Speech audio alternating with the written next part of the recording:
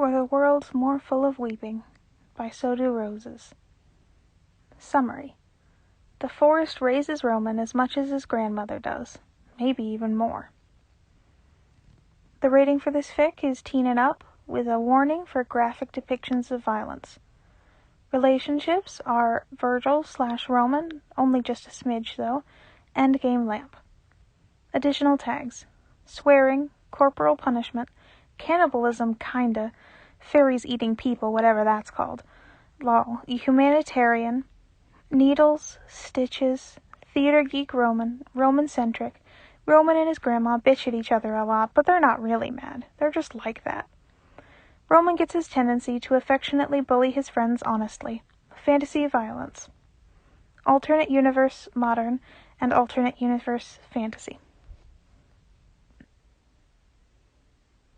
"Mama, the demons killed another snake," said Roman, watching the chickens out of the living room window. "Roman Joshua Gage, how many times do I have to tell you not to insult my chickens?" "But they're evil, Mama." May Gage, Roman's grandmother, came wheeling around the corner, swinging her oven mitt like a weapon and catching Roman about the shoulders with it. "Stop your caterwauling, go feed the chickens, and then get back in here and start your reading. You're gonna finish meditations today if I have to tie you to the table." Roman let out the most theatrical groan he had in his repertoire. The sack of chicken feed wasn't quite big enough for Roman to drag it anymore. When he'd turned 11, he'd shot up in height, but now, even with his arms hanging free, the bag didn't touch the ground. He considered slouching enough to make it drag anyway, but he figured if it tore and he spilled it, Mama would just make him get another and feed the stupid chickens anyway, and she'd be mad about him wasting it. He started walking around the house, trying to figure out which direction it had decided to face today, and therefore which way the stupid chicken coop was. Of course, it was on the side opposite the way he started, because the house was contrary like that. One of the chickens happened to be looking up as he came around the corner, or just sensed him coming with its creepy demon bird powers, who knew, and started screeching. Once one of them went, it set the rest of them off, and they all crowded around the gate, making a racket. A cacophonous sea of speckled black, brown, and white. "Get back! Back, you confounded birds!" "What did I say?" Mama shouted out the kitchen window. "Mama, I am a valiant knight. I can't be seen feeding chickens." "Who's gonna see you? Me? Jax? I changed your diapers and you squeal like a pig when Jax swoops at you. Knight or not, you're not pulling the wool over either one of our eyes." "Jax eats roadkill. Who cares what he thinks?" "Quit giving me lip and feed the damn chickens." "I'm doing it." Roman opened the gate as little as possible and squeezed through the gap, shuffling his feet side to side and pushing the chickens back with his shins. Once inside, he latched it behind him and opened up the bag. One of the chickens stabbed its little dagger beak into his hand and he yelped. "You cursed little... Boy, I swear I will whoop you." "But she pecked me, Mama. I'm bleeding. I've been injured in the line of duty. Where is your compassion for your only beloved grandson?"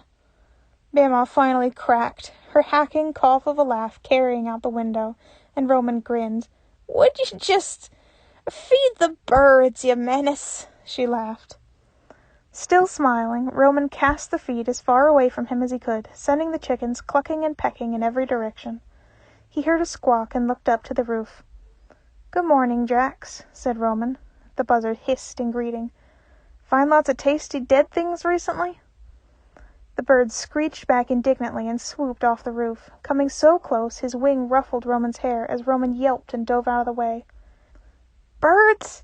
Moody, squawking featherbrains, all of them. Oh, yes, they're all just monsters. It's nothing to do with the way you pick and pester 'em. I was only making conversation. Don't you think I don't know you're just stalling 'cause you don't want to do your Latin, you little shit." Roman didn't really have a retort for that because, well, it was true. He loathed Latin almost as much as he hated Greek.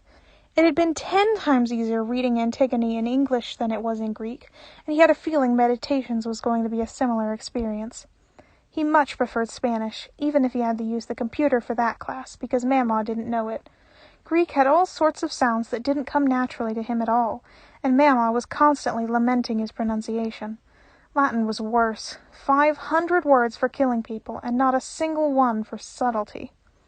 He dragged his feet back to the front porch with all the dramatics of an innocent man going to the gallows.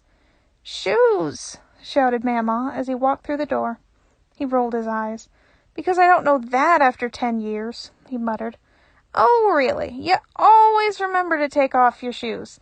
That's funny, 'cause I distinctly remember somebody tracking river mud all over my nice clean kitchen floor after coming back from the woods at the ass crack of dawn. I was being chased by a red cap. You got steel-toed boots and an iron dagger for what, then?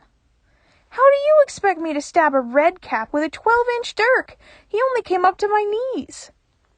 I hear sass, but I don't hear no sitting at the kitchen table and reading meditations." Roman finished wrestling off his shoes and slumped to the bookshelf. He pushed the glass knickknacks and charms and candles out of the way, dragging meditations down and taking it to the table. As he sat, Mama leaned around him, barely having to move from her place at the stove in their tiny kitchen, and placed a plate of eggs, toast, and sausage next to him. "You get any egg yolk on that book, and there will be hell to pay." "Yes, ma'am," he said, sneaking a kiss to her cheek. She ruffled his hair, almost exactly how Jack's had, and turned back to the pot on the stove. "Is that dinner or medicine?" said Roman, unable to tell from the smell like normal. "Reading." Okay, I'm doing it." Roman spent the rest of the morning slogging through the text, even as the kitchen got hot with Mama's cooking behind him. When he got stuck on a word, he would lean back and tap Mama on the arm. She would turn, read the word, and then talk around it in infuriating circles until he somehow figured it out in spite of her being no help at all. When he finished, he snapped the book shut and slumped in relief. "Can I please read something in English now?" "I know damn well you already finished Watership Down. If you want to move on to English, it'll be writing the report, not reading the book again for fun." "How do you always know?" "Don't you know by now that I know everything, Roman?" "One day I'm going to catch you looking at me with eyes in the back of your head," Roman replied, grinning at the ceiling. "They ain't in the back of my head.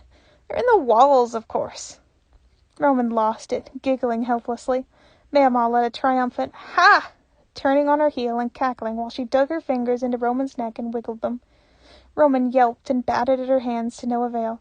"Mercy! Mercy! Pity your flesh and blood, you heartless crone!" he laughed. She smiled smugly and patted his cheek. "A pity beyond all telling," Mama began, "is hid in the heart of love," Roman finished. "Very good. Who said it?" "Yeats, of course," Roman replied. "It's cruel of you to tease me with poetry if I have to do a report." "Well, I'm a heartless crone, ain't I? I should hide your teeth for the way you torment me. Get on the computer and start your report, or I'll show you torment, you little parasite." Roman spent another hour at the computer, writing his report and occasionally lamenting out loud that reports were the only thing in the world awful enough to make reading not fun. Mama alternately ignored him, swore at him, and on one memorable occasion chucked a plastic cup through the living room and hit him in the back of the head. Lunchtime rolled around, and Roman already knew he wanted to get out of the house. "Can I have a sack?" he said as they put their sandwiches together. Mama thought liverwurst was a goddamned abomination and wouldn't even touch it, so Roman made his own. Mama hesitated for a moment and then sighed. "You'll mope the whole afternoon if I say no, won't you?" "Absolutely," he said seriously. She rolled her eyes but pulled out the drawer next to her, tossing him the roll of parchment paper and a brown lunch bag. "At least try not to get filthy." "I make no promises," Roman shouted brightly over his shoulder, already barreling toward the door, swiping a handful of grapes as he went past the counter. He clumsily shoved the sandwich and fruit into the bag while trying to get his shoes on with only his feet. "Roman!" she called just as he was about to get out the door. "Yeah?" She smiled a little. "Tell him hello from Mama, okay?" Roman felt his face turn pink. "Oh, you, just shut up, okay?"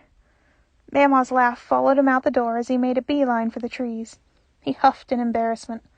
The squawk startled him, and Roman couldn't resist picking up a rock and winging it in Jax's direction. It sailed past him by nearly a yard. "One of these days you're going to sneak up on me and get stabbed, you great pigeon."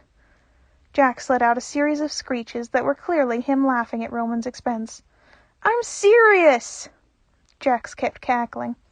Roman scowled and turned on his heel, stomping through the undergrowth and pointedly ignoring the beat of wings behind him. Jax followed him as far as he could. Roman wasn't entirely sure why nobody else could get to the clearing. Mamaw said she used to be able to get there, but she definitely couldn't now, and she didn't like to talk about it. The only other living things Roman had ever seen there were the spiders. He walked around in concentric circles for a while. The clearing had about as firm a relationship with its place in the forest as the house did. It still never took him longer than about 15 minutes to find it. The light seemed to materialize out of nothing when he took another turn, and Roman broke into an excited sprint. He broke through the tree line with a shout. "Rise and shine, Sleeping Beauty!" Silence, as usual. "Yeah, I wasn't really expecting that one to work." Roman walked at a more sedate pace up to the shining casket, plopped down near the head where he could see the pale face of the fairy prince through the clear crystal. "Mamaw says hi," he began, shooing some of the iridescent spiders away from the fairy's face. "I know I tell you that every time, but she says it every time." He turned away and started pulling out his lunch. "I don't know how. She always knows when I'm coming to see you. I don't know how she knows most things, though." He shrugged, in spite of the fact that the fairy's eyes were closed.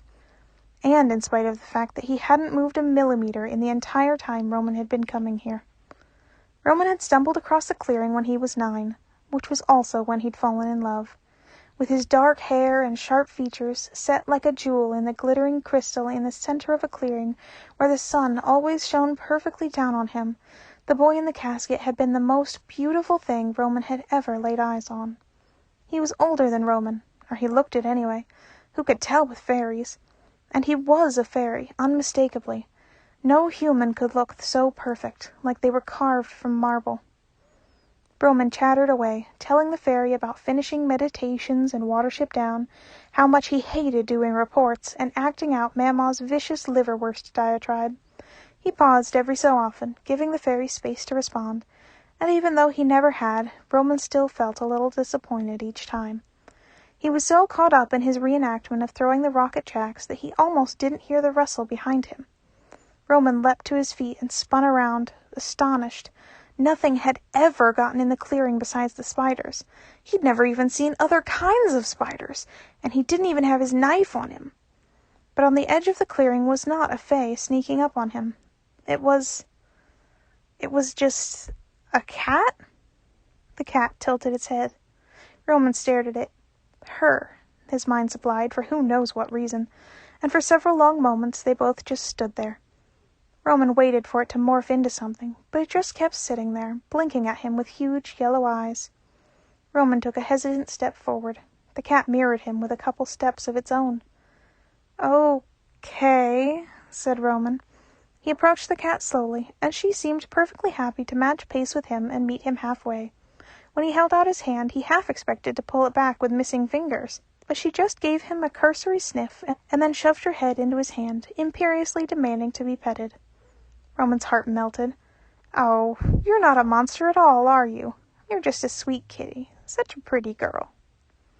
She started winding her way around his ankles, and Roman felt like he could hear her thinking, "Yes, I am. Pay attention to me, peasant." Now that she was closer, Roman could see that she really was a very pretty cat, with dark tortoiseshell coloring and very sleek fur. She was not quite full-grown. She still had that stretched-out kitten look of an adolescent cat. Roman leaned down to pet her again, and she bypassed his hand entirely and leapt into his arms. Roman made a noise that would have been mortifying if Mamaw or Jax had been nearby, cooing sweetly at the cat as it rubbed its face all over his neck. When she finally seemed satisfied with the amount of snuggling she'd received, she hopped down from his arms and meandered over to the casket. She braced her paws on the shining gold base and lifted her head over the lip, looking through the crystal into the fairy boy's face. "Say hello, cat," said Roman, standing over her. She chattered into the casket like she could understand his request, and Roman barked a laugh. He noticed the shadows had shifted their angles, tilted the other way now. He sighed. "I have to go," he said to the fairy. "I'll try to come back soon, okay? Maybe the cat can keep you company." And that was the crux of it. Roman came here because he was in love. But he stayed because he knew what it was like to be lonely. And if only Roman could come here, then that meant that only Roman could be this boy's friend. Roman rested his head on the glass for a moment, then grabbed his lunch sack and headed home. Back at home, the rest of the day went on as it always did. As the sun started to sink in the sky, bathing the whole forest golden orange, the air grew tense and prickly. Roman wondered if she was going to say anything about it tonight. He changed into his hunting clothes, sturdy jeans and steel-toed boots, a jean jacket and a white shirt. He arranged his red sash over his chest, the iron dagger hanging from his belt. When he came down from his room, Mama was sitting in her huge green chair by the fireplace, knitting something fiercely. She looked like she'd swallowed a lemon. "I'm going hunting," he said, even though he knew she already knew. "What?" she said curtly. "Crybaby, by the bridge." Her mouth twisted. "I'll have the stitches ready," she said flatly. "Have you no faith in me?" He tried with a hesitant grin. She said nothing. Her silence was more cutting than anything she could have said. As Roman trudged through the forest, so different from earlier, with Mama's silent condemnation following him rather than her laughter chasing him out the door, he made no effort to be quiet. As he approached the river, he adjusted his sash so that the dirk was under his jacket and whistled brightly. He started fishing around in the river mud for skipping stones. He spent maybe 20 minutes at that, until the sun was past the horizon and the sky had turned the fading gray of twilight. When he'd made a suitable pile, he made himself at home on a stepping stone on the bank and started skipping rocks like he hadn't a care in the world. He was at it for another half an hour. The sun was gone now, and the moon was only just full enough that he could see. Even Roman wasn't brave enough to be out and about on a full moon. Just when he was about to give up and call the night a wash, he heard the crying. Hearing it, Roman understood how so many people had drowned at this bridge. It sounded just like a baby, like the heartbreaking, pleading wail of a terrified child. It made Roman's skin crawl, how something could sound so human when he knew it wasn't. "Hello?" he called, trying to sound curious. "Is someone there?" The crying grew louder. Roman started to pick his way across the stepping stones, knowing he was gambling on the river's depth. Just because he could wade here during the day didn't mean it would stay that way when magic was involved. "Do you need help?" he asked the open air, straining to listen for the direction it was coming from. He was definitely getting closer. He was about 2/3 across the river when he saw the shape on the other side. A pudgy wrist and a round, pale head, like a toddler had gotten stuck in the muck. "Hey!" he shouted, and he barely had to fake the panic in his voice. His heart was racing. The wailing continued, and the pale shape leaned towards him as if reaching out for help. Roman reached forward with his left hand and gripped the dagger underneath his jacket with his right. "Do you need help?" All hell broke loose. The creature lunged. Roman dove forward under its arm. It was big, much bigger than he thought, 10 feet and made of muck and rotting branches, wet and dripping. It smelled like rot and dead fish, the pale lure on top of its head a mockery of a child's face. Its wail morphed into an inhuman scream. Roman gave up all pretense and slashed downward with the dagger. It was bigger, sure, but he was faster. Its scream made the water ripple, but Roman's blade had gotten stuck in its tangled body. He threw his weight back, but the knife was stuck fast. He was so focused on retrieving his knife he didn't see the creature's other limb until it was crashing down on his head. Roman stumbled, stunned, his head spinning. His arms throbbed. His hand was sticky with something, but it could be mud or his blood. He'd gotten the blade loose, but in the scuffle it had gone sailing up the riverbank. There was 10 feet of angry crybaby between him and his only weapon. He may, possibly, have bitten off more than he could chew. Suddenly, a second scream joined the first, and Roman panicked. He couldn't possibly fight 2 of them. But the scream sounded different, and Roman only had a moment to wonder what the hell was happening before a black shape leapt from the upper bank and launched into the crybaby's face. Roman stared in stunned silence, mouth gaping. It was the cat. She was doing a pretty good job, too. The crybaby's face was a river of something black and shiny like tar. It might have been its tears or its blood, but Roman was hoping it wasn't going to be around long enough to tell him.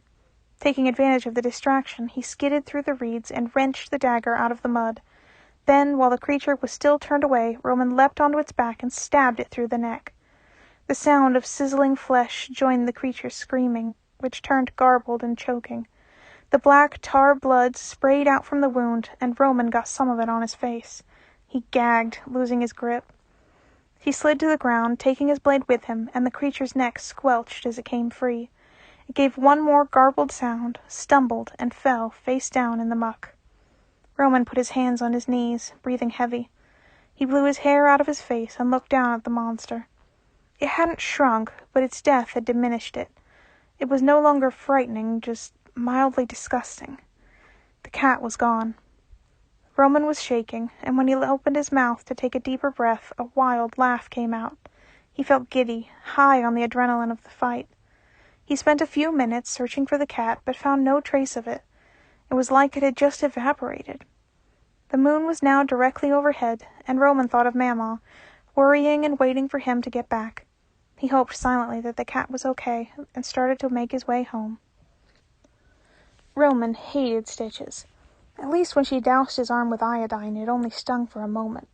Stitches would hurt for days afterward, and he couldn't go into the forest while they were healing in case of infection. To keep his mind off of the pinch-pull of the needle, he counted all the candles in the kitchen. When he ran out of candles, he counted sun catchers, and then all the wind chimes hung up in the windows. He gave up. "Mama, please say something," he said quietly. The silence continued.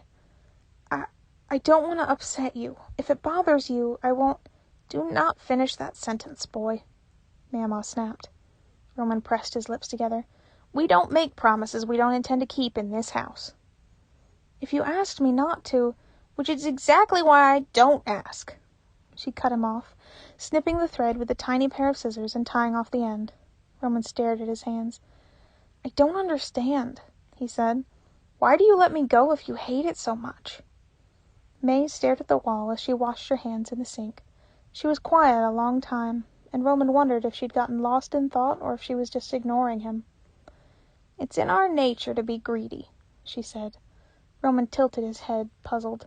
That was her quoting a poem voice, but he didn't recognize the words at all.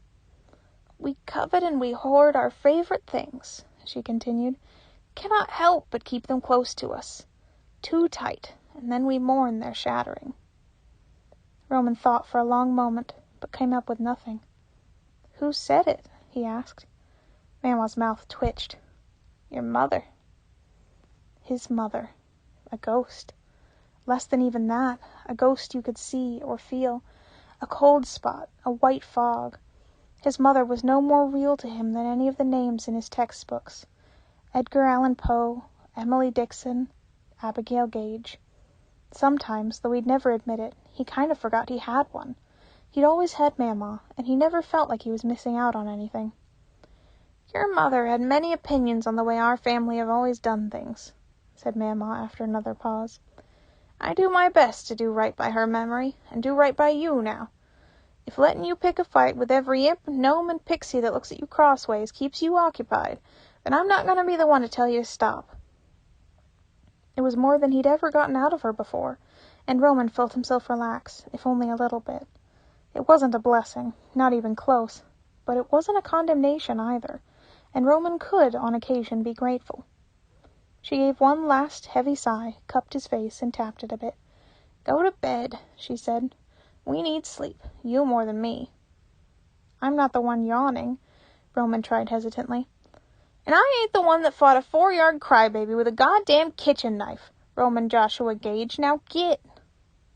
"Yes, ma'am," he said, unable to keep the relief from his voice. But instead of moving toward his room, he wormed his way under her arm and held her as tight as he dared. She didn't push him off. She never did, but somehow it always terrified him she might, and squeezed him back just as tight. He took a deep breath, surrounded by her comforting smell of mint and smoke and old lady. He swallowed around the lump in his throat. "Love you big bunches," he said thickly. Mama chuckled and kissed the top of his head. "I love you big bunches, too." "Bacon or eggs?" Mama said, as Roman walked into the kitchen the next morning. "I'll make the eggs," said Roman quickly, scrambling for the second cast-iron skillet. "You great baby." Look, just because you've got leathery dinosaur skin that doesn't react to popping grease doesn't mean... Shut up! Mama snapped suddenly, and Roman's mouth snapped closed. Mortified, he thought he might be about to cry. She had never really told him to shut up, not like that. But then she tapped her ear. They both stood in silence, listening, and then Roman realized what she must have heard. It sounded like... crying? No, not crying. Roman laughed suddenly, bounding to the front door. What in the Sam Hill do you think you're doing? Get your dagger! Mama hissed, but Roman ignored her and threw open the front door. The cat sat back on her haunches and stared. There you are, cooed Roman, and he was so happy he couldn't even be embarrassed. You didn't get eaten. You're such a good, smart kitty, aren't you? He scooped her up in his arms and turned. She helped me fight the crybaby, exclaimed Roman. She distracted it when I lost my knife. She was a brave little kitty, weren't you? He couldn't seem to stop himself from devolving into baby talk every time he looked at her. When he looked back up, Mama had an indecipherable expression on her face. After a moment, she seemed to shake herself. Well, I know better than to tell you we can't keep her, she griped. She better not fight with Jax, and she better stay out of the chicken coop. Wait, really? Yes, really. She's already picked you. If I told you no, she'd just wander around here anyway. At least when she's in the house, she won't be terrorizing my birds. She muttered something then, and Roman caught cat person, but nothing else. She pointed at him with the tongs and glared. She's your responsibility now, let's just be clear. Food and water, her litter, and if she shreds my damn furniture, you will be knitting things to sell at the farmer's market until your fingers bleed to replace it. Yes, said Roman with a little fist pump. He jostled the cat, who made a very displeased sound. Sorry. When they sat down for breakfast, the cat made herself at home at Roman's feet, rubbing her face all over his ankles. Roman occasionally snuck her bits of bacon when Mama wasn't looking. You're gonna make her fat, said Mama without looking up. Roman gasped indignantly. How rude! Mama snorted, and he tapped her lightly under the table with the foot that wasn't being held hostage by a cat. Roman, said Mama, and of course she had to try to talk to him just as he got a mouthful of egg. Yeah? He managed to get out after he swallowed. She pinched her mouth just slightly, and then, like it cost her an enormous effort to say it, continued. You still want to go to public school? Roman actually dropped his fork. Yes, he said instantly, wondering where on earth this had come from, and not even caring in the slightest. Roman had wanted to go to Wick Hill's public school for as long as he'd known it existed. He had Mama, and, grudgingly, Jax and the chickens, and he hung out with a few kids at the farmer's market every Saturday. But he didn't really... Well, he didn't have any friends. Mama eyed him over the top of her glass of orange juice, and whatever she found in his face made her nod. All righty then, she said. You finish that report, and then you can take the test. I'll probably put you in 6th or 7th grade. You'll start in the fall. Roman couldn't even think of words, he was so ecstatic. He let out an inarticulate squeal and leapt out of his chair, to the chagrin of the cat. He darted around the table and threw his arms around Mama's neck, bouncing on the balls of his feet. Thank you! Do we get up from the table before we finish our food in this house? She demanded, but she patted his arms and gave him a little kiss on his face anyway. If he hadn't been so distracted by his own happiness, he might have noticed that Mama didn't look happy at all. In fact, she mostly just looked scared. The cat seemed perfectly content to curl up wherever Roman was, although she clearly had a preference for being on top of him. Later that evening he sat on the overstuffed brown couch and leafed through the huge, crumbling book of Shakespeare's plays. Beatrice? He tried. The cat didn't react. No? Okay, then.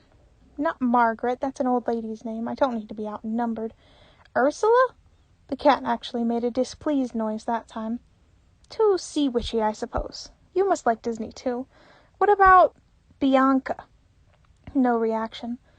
Goodness, you're picky. The book's only so long, you know. I'm gonna run out of names at this rate. The next name made him pause. Not that one, he muttered, but it would bother him if he skipped it. Desdemona? Instantly, the cat let out a purr that rumbled through his whole chest. "Really?" he said incredulously. "2/3 of the way through the book, and you settle on Desdemona?" She just kept purring. Roman sighed.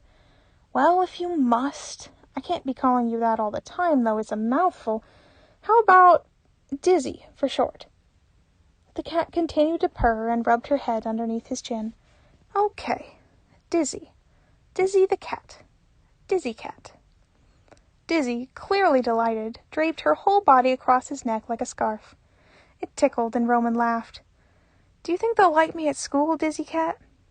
She bumped his face, as if to say, "Who cares? I like you." Roman grinned. "Yeah, you're right. Good point." He closed his eyes. She didn't seem like she was going to move any time soon, so he might as well get comfortable. Good point indeed. And that's the end of For the World's More Full of Weeping.